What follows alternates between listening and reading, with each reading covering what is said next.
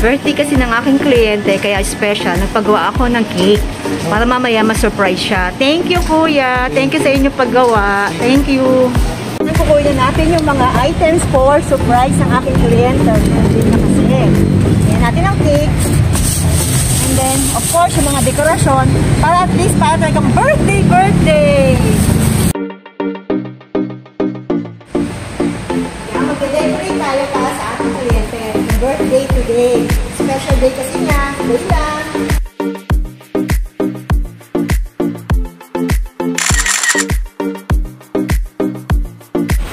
Hi guys! Welcome to my vlog. Welcome to the Lakmaracha Girl. Ayan, isusurprise natin. Ipapakita natin yung cake ni ma'am habang siya'y palabas doon sa elevator. And then yung other previous na umbrella. And then the keychain. Tapos syempre, i-endorse na natin ang kanyang mga key. So, see you! Hello!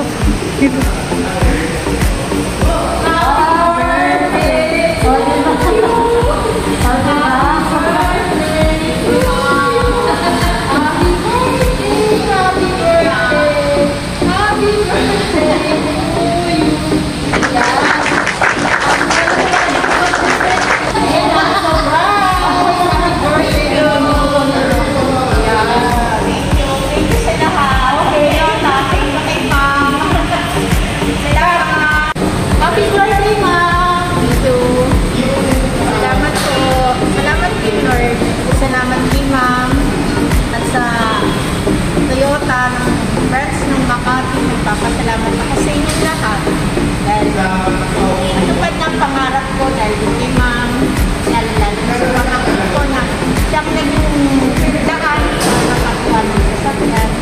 Thank you sa inyong lahat. Thank you po. Thank you po sa lahat. Lagi din siya ng happy birthday. Nabuhay. Hi mga kalawata. Ginagawa mo?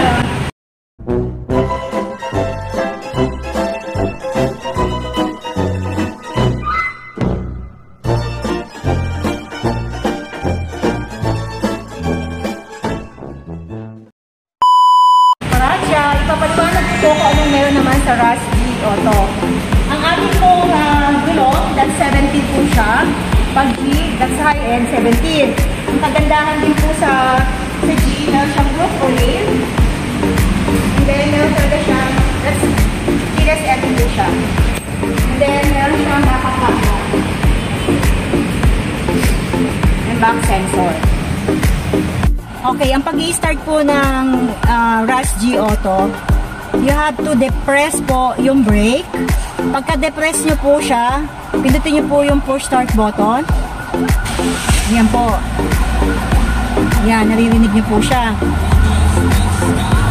Just in case po, yung susi po, nawala po sa akin, magkakaroon po yan ng key alarm. Magbiblink po siya na nawawala po yung susi. Yan, kung mapapansin nyo, kapag yung susi lumayo doon sa loob ng ng sasakyan, that's key alarm. Ito po ang sa seatbelt po natin, indicator. Kapag nakikita nyo po, di ba tatlo po siya. So tatlo doon sa second row, dalawa po yung seatbelt dun sa third row. Kapag nawala po yung, automatic po yan, wala pong mga naka-seatbelt. Malalaman nyo kung sino yung mga pasaway na hindi nagsi-seatbelt. So, itry po natin mag-seatbelt po yung isa sa second row. Ayan, as you can see, ito po, wala na po siyang ilaw kasi naka-seatbelt na po siya. SG Auto, ang kanyang power lock nandito po sa may inside door handle. Yan, yan po siya. Tapos naka din po siya, joystick. Tapos retractable din po siya. Para doon sa side mirror. Yan, nakita niyo po, nagsara po siya. So, buksan po natin siya. Ang Rush 1.5G, actually lahat po ng Rush, puro gasoline po. Wala po tayong diesel. Tapos ang kanyang kilometer per liter po, nag-range po siya ng mga 7 to 10 po. It depends din po yan sa driving habit po. Kung paano pong umapak syempre yung driver doon sa accelerator.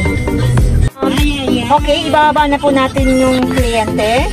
Ngayon, ipapakita ko po sa inyo, ang turning radius po ng Rusty is 4.2 po. Turning radius, meaning po, yung ating pagbabelta, kung gano'n siya kabilis. What? Kung paano niya kaano ang space po. Maniobra po, yan. Kaya-kaya niya yan. Tapos kung nakikita nyo po siya, meron siyang yung backup camera, nagpa-function po siya, may grid line pa rin po. Same with the Innova po siya. Okay.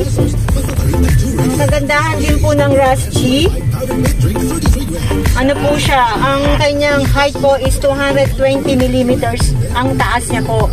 So mataas po siya. Ang gumagana po sa pangbaha kasi ang ang Rusty. Tapos ang gumaganang gulong po dito is rear. So yung likod po, kahit ano pong loading ng ating sasakyan, bigat po dun sa likod, kayang-kaya na paakyat.